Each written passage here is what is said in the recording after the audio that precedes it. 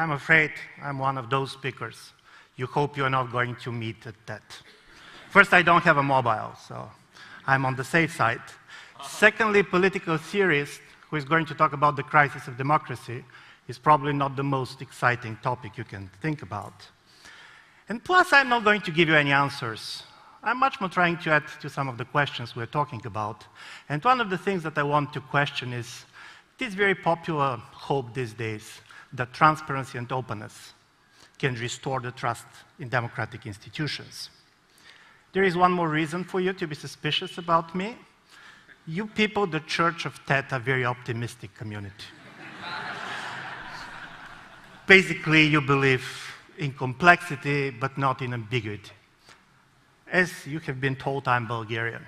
And according to the surveys, we are among the most pessimistic people in the world. The Economist magazine recently wrote an article covering one of the recent studies on happiness, and the title was "The Happy, the Unhappy, and the Bulgarians." So now, when you know what to expect, let's give you the story. And this is a rainy election day in a small country. That can be my country, but could be also your country. And because of the rain, till 4 o'clock in the afternoon, nobody went to the polling stations. But then the rain stopped. People went to vote. And when the votes have been counted, the 3/4 of the people have voted with a blank ballots.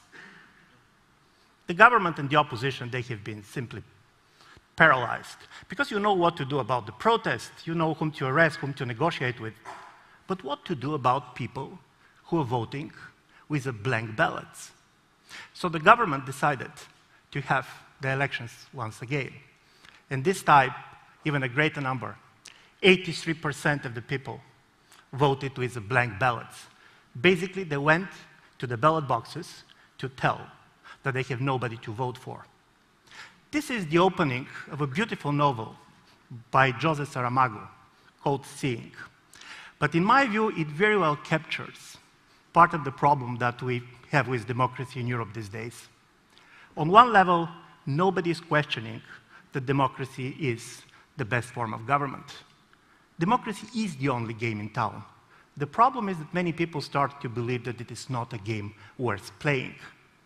For the last 30 years, political scientists have observed that there is a constant decline in electoral turnout, and the people who are least interested to vote are the people whom you expect are going to vote to gain most out of voting. I mean the unemployed, the underprivileged. And this is a major issue, because especially now with the economic crisis, you can see that the trust in politics, that in trust in democratic institutions was really destroyed. According to the latest survey being done by the European Commission, 89% of the citizens of Europe believe that there is a growing gap between the opinion of the policymakers and the opinion of the public.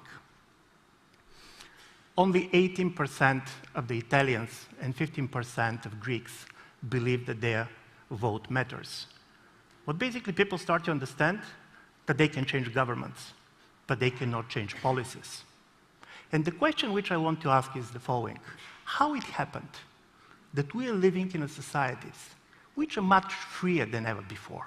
We have more rights, we can travel easier, we have access to more information.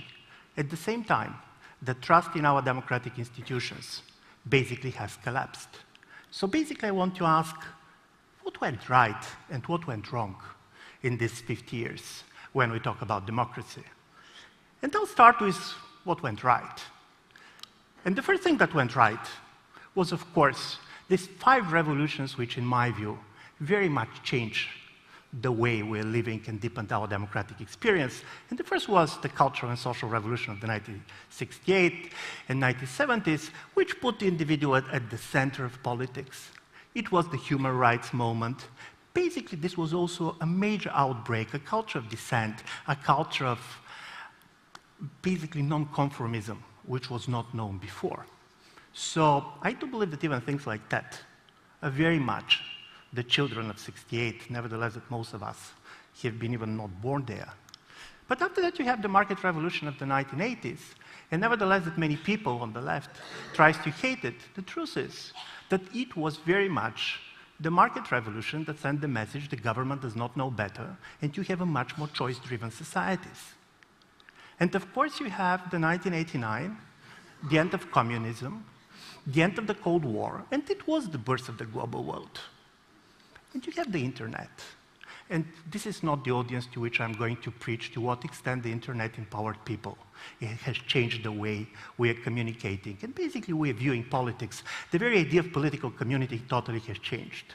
And I'm going to name one more revolution, and this is the revolution in brain sciences, which totally changed the way we understand how people are taking decisions. So this is what went right.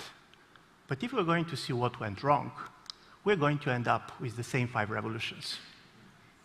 Because first you have 1960s and 1970s cultural and social revolution, which in a certain way destroyed the idea of a collective purpose. The very idea, all these collective nouns that we have been taught about, nation, class, family, we start to like divorcing if we're marrying at all this was very much under attack. And it is so difficult to engage people in politics, which they do believe that what really matters is where they personally stand. And you have the market revolution of the 1980s and the huge increase of inequality in societies. Remember, till 1970s, the spread of democracy has always been accompanied by the decline of inequality. The more democratic our societies have been, the more unequal they have been becoming. Now we have the reverse tendency. The spread of democracy now is very much accompanied by the increase in inequality. And I find this very much disturbing when we're talking about what's going on right and wrong with democracy these days. And if you go to the 1989, something that basically you don't expect that anybody is going to criticize, but many are going to tell you, listen, it was the end of the Cold War that teared the social contract between the elites and the people in Western Europe. When the Soviet Union was still there, the rich and the powerful, they needed the people because they feared them. Now, the elites basically have been liberated. They're very mobile, you cannot tax them, and basically they don't fear the people. So as a result of it, you have this very strange situation in which the elites basically got out of the control of the voters. So this is not by accident that the voters are not interested to vote anymore.